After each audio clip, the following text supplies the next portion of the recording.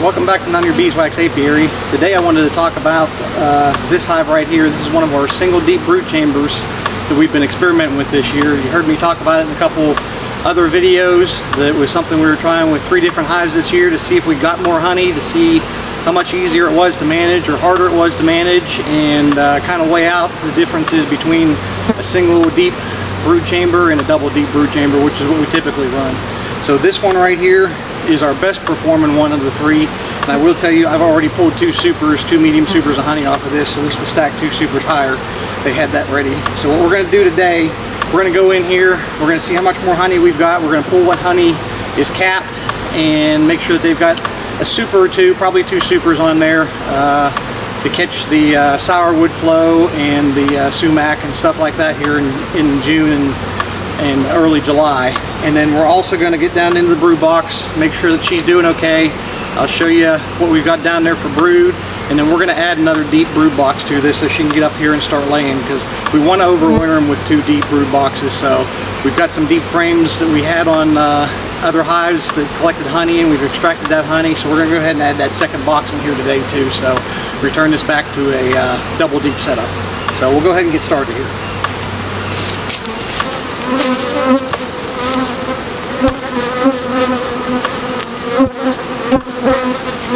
Okay, so what I'm doing now is I've took an old rag and sprayed it with Honey Bandit. That's a fumigant that drives the bees down out of the super. It's not anything bad for them. It doesn't hurt the honey or anything like that. It's just a smell that they don't like, and it causes them to go down out of that super. It's a little bit faster to get them out. That way we don't have to shake all the bees off the frame and brush them all off. There's still going to be some bees on the frames, but a lot of them will be down in the lower boxes. So I put that on there, put the inner cover on there, let that sit on there for a couple minutes. Now we're going to pop it off, pull this box off, and go through these frames.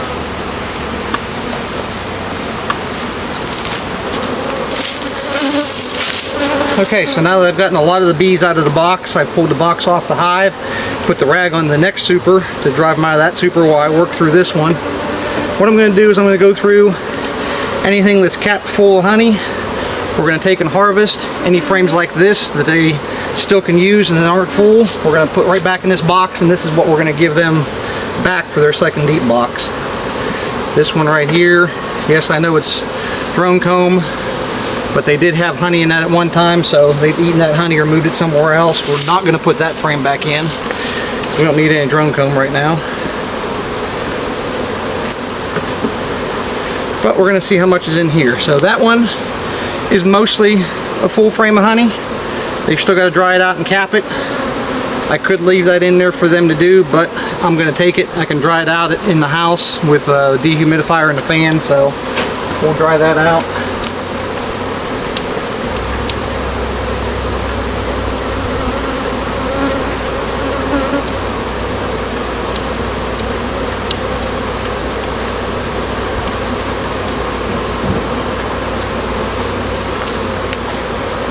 And what I've got off to the side over there is a wheelbarrow with another deep box in it. So any of the frames that I pull off to harvest, I brush the bees off, take them over to that, and put them in. Same thing with that one. That's got nectar and honey in it. We're going to go ahead and take that one as well.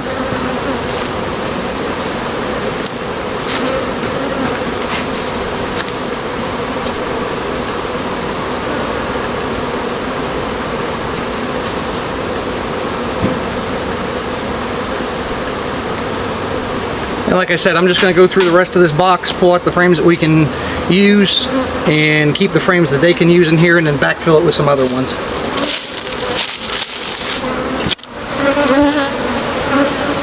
Okay, so I went through all of the supers, pulled whatever honey I could. There wasn't much ready in these 2 medium supers, so I'm just going to leave them on there.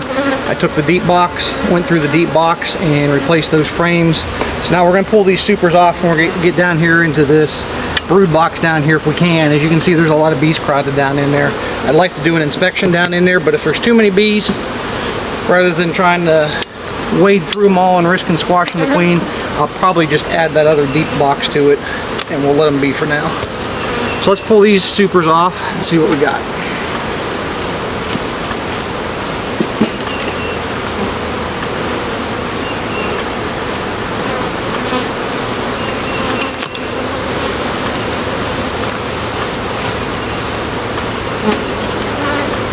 Okay, that's not too bad. So we'll get down in there and we'll take a quick peek.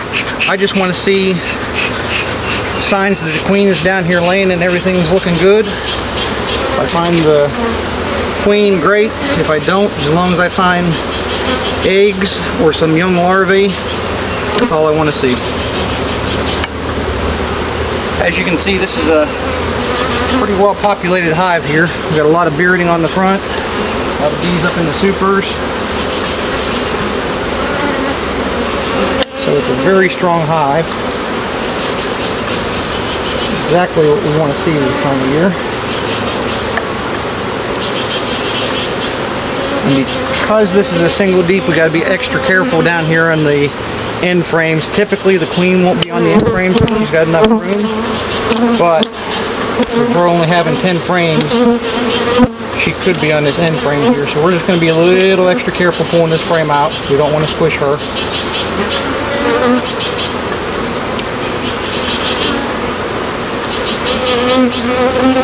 Oops, we had a little bit of a blowout on the frame there. That's unfortunate. So,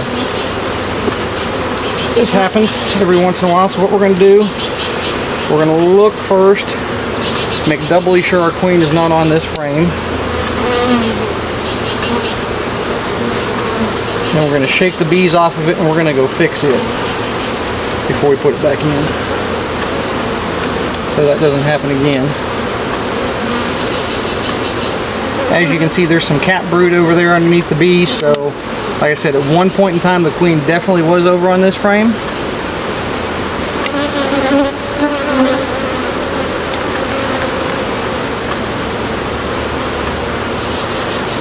But I don't see her now, so okay, we're going to make sure, we're going to shake those bees off of there.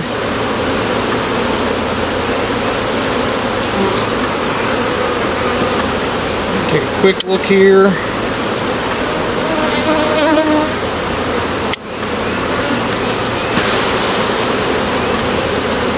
Shake those bees off there.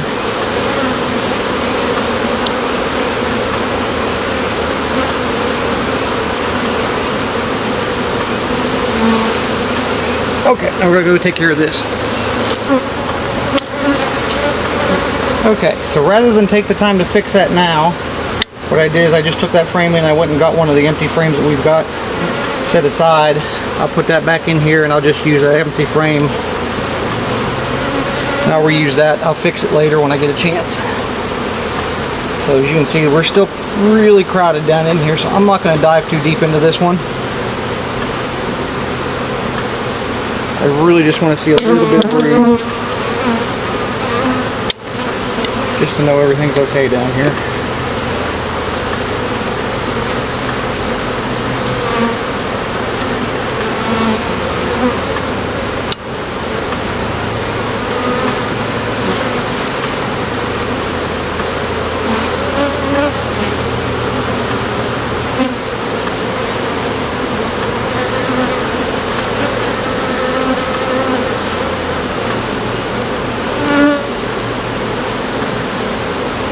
Normally I'd set this frame on the ground, but since there's so many bees on it, I can't be sure the queen's not on it. I'm going to set it in the newt box.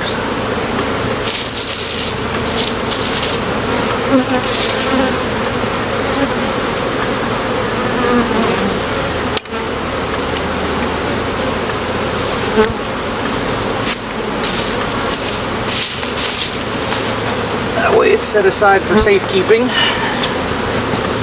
One more frame here.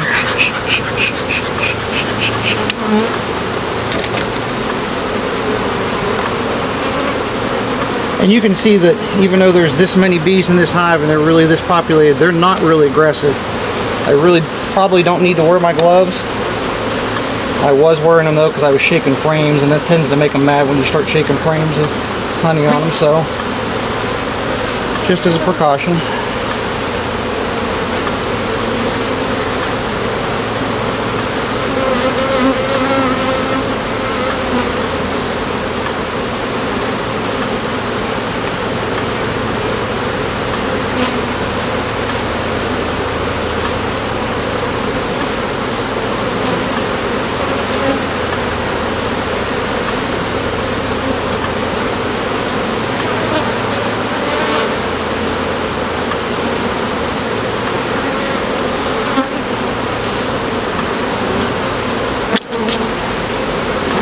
kind of give them a little bit of a jump to kind of move them out of the way so I can see down into the cells. See what we've got in there.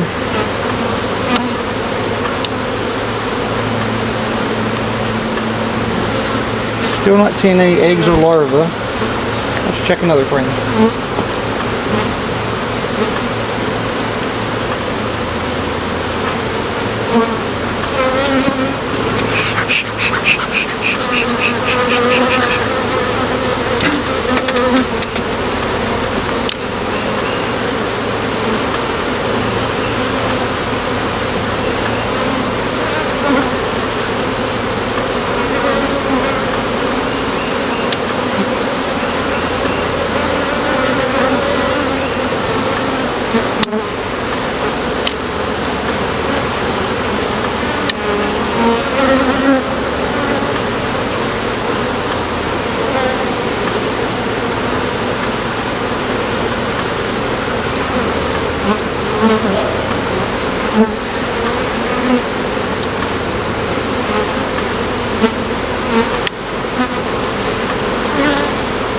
Okay, we got some eggs down here in the frame, so we know the queen's in here. She's been laying here recently on this frame, so we're going to go ahead and put this back together, get them all buttoned up so we can quit disturbing them.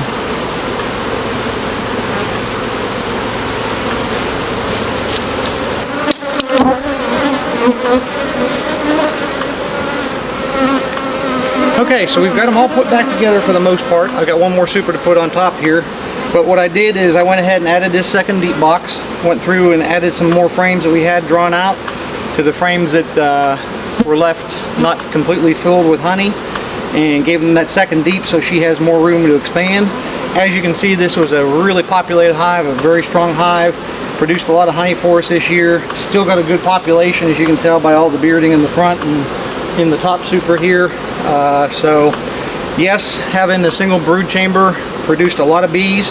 This at one time had 8 frames of brood solid in it on the bottom, except for the 2 end frames. But all in all, I think if I'd have had a double brood chamber on here, I think it would have been just as populated and just as strong. Digging all the way down to the bottom to keep them from swarming during swarm season was kind of a pain. So would I do it again? Probably not. I'll probably stick with the double brood chambers from now on. But it was a good experiment, good test. I think I still could have got just as much honey from this queen. She's one of our breeder queens, just like our other one that we grafted from this spring. We're going to graft from her again here shortly. And then we're going to graft from this one next spring to keep this population going as well. So she was a strong queen. I think I would have got just as much productivity out of a double brood box versus single. So I don't think it's worth it for me. Other people run them, but personally I think I'm going to stick with the doubles. So I'm going to go ahead and finish buttoning this up. We're going to go finish pulling honey off these hives and see what we get for today. So be sure to like and subscribe to the channel. Leave a comment you got below and join us next time. Thanks.